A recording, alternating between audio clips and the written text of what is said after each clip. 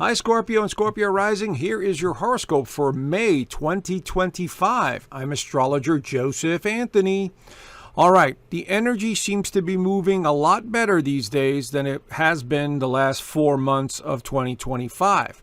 I said at the beginning of 2025 that the first 4 months were going to be a bit difficult, a little challenging. This is because Venus and Mercury were going to be in retrograde, and we started off the year with Mars in retrograde. Fortunately, that is no longer the case as we go into May.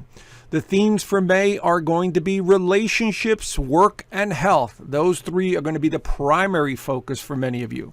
So if you're a Scorpio rising or if you have a Scorpio sun, this is a general sun sign reading using Western astrology tropical whole house system. It's very basic. It's very simple because everyone's birthday is different and everyone's birth chart is different.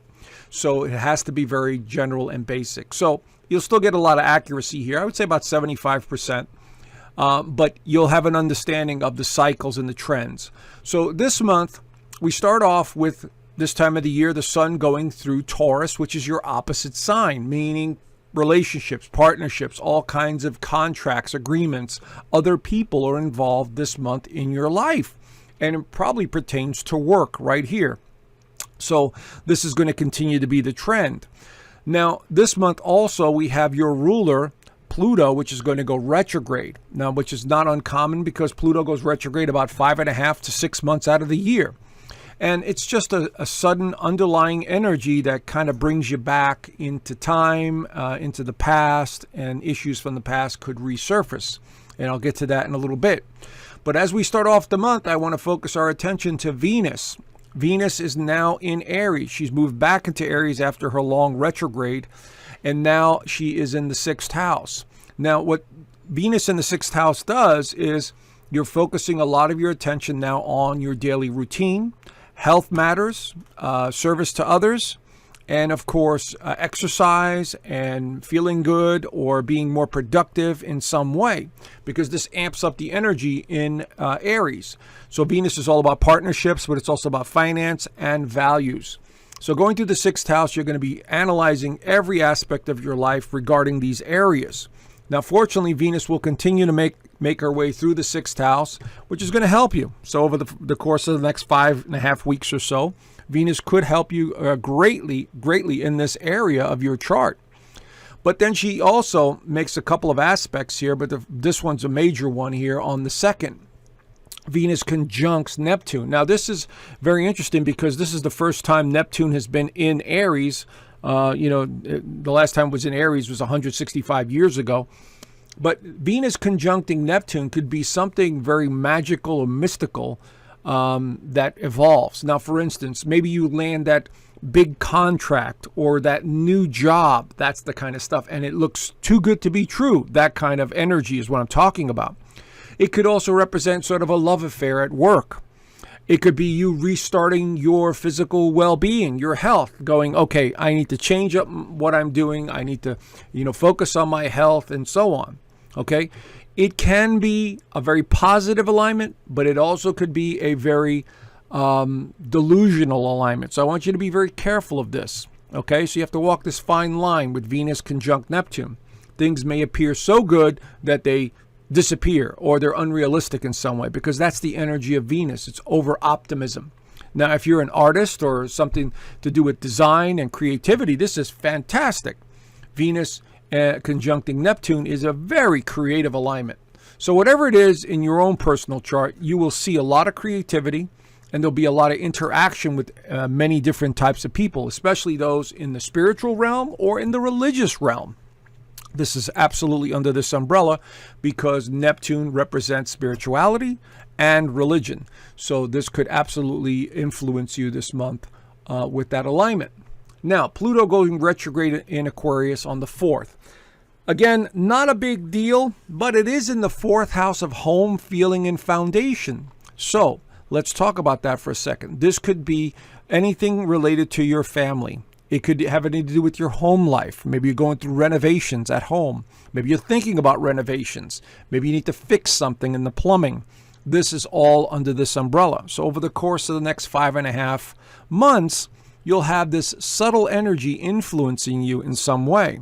It could take you back into the past. For instance, going back to neighborhoods you used to be in, traveling to places you used to live or you've been before. This is absolutely part of that. This could have something to do with family members. There may be transitions going on with your family members in some way. You see, because remember, Pluto's power is to transform. So there could be that kind of energy over the next 5.5 months. So keep an eye on this. Very subtle energy, not a big deal. But, it will bring back some issues from the past. Mercury enters Taurus on the 10th. Now the dynamics change a little bit. Mercury in Taurus is very much oriented, like your sign, in the financial realm. The physical side of life, possessions, money, investments, anything to do with, accumulating things. Mercury is in that realm. The other thing that Mercury in Taurus could represent is getting back to the basics. It's in the 7th house of relationships, so maybe you find yourself connecting with people that are more grounded and down to earth, or maybe you're having very important conversations about your business or your job. And this is going to be the trend over the next 3 weeks as Mercury makes its way through Taurus. Okay, so this is going to be very important for interacting with others. Now, the full moon this month, it happens to be in your sign. It's going to be in the 1st house of identity and self, and it happens at 22 degrees of Scorpio. So wherever that is in your actual birth chart, you need to pay attention to that area.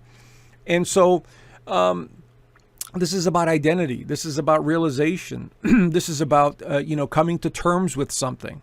And this could have something to do with a relationship because, Uranus and the Sun are conjunct, or very close, and they will be exactly conjunct a few days later. And I'll get into that in a second. But this could be surprises from a partner or a partnership. It could pertain to money, could pertain to values. And maybe you're having important discussions. Maybe you've come to some sort of agreement about a financial endeavor. Okay, because the moon will also be in conjuncting Jupiter. So be realistic about these expectations. And maybe you're the realistic one and the other one's not. So there's going to be some confusion or surprises around this full moon. And, you're going to have to come to terms with this change that's going to take hold with this full moon. All right. Now, on the 17th, the Sun will exactly conjunct Uranus. This happens once a year. And this time it's in Taurus, the opposite sign of Scorpio. So here we see the possibility, once again, that doorway opening from, I would say, the 10th on to about the 20th. Discussions about financial endeavors, surprises from other people, innovation. Let's say you own a company, you have people that are very creative. They're bringing you ideas. That's the kind of energy I'm talking about. They may just surprise you. So you have a lot of surprises in the mix here with relationships and partnerships. The other thing, just another example, you're married to somebody and they come home and go, I want a divorce. That kind of energy, surprise energy, or, I've been having an affair, just shocking, surprising energy. That's what Uranus does. You see, I'm not saying it's going to happen, but I'm just giving you an example. So this could be that possibility here with this energy as well. Now, the Sun enters Gemini. Now we have this energy coming into the 8th house, which is the natural house that Scorpio rules. And so here we have the Sun going into the 8th house, so your mind is completely on financial matters.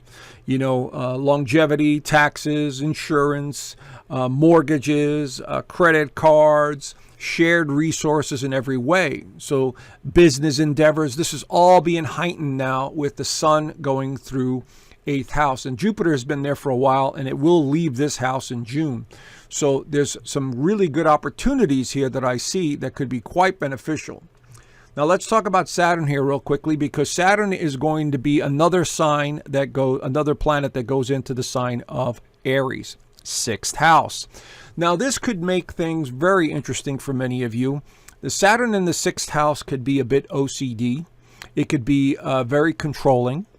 And this is a great time to focus on your health and organization and getting things accomplished and getting things organized. So Saturn will be making its way through here for about 2.5 years, but Saturn and Neptune will be going retrograde this fall back into Pisces for a little bit. And then in 2026, they really stay in the 6th house and continue moving on.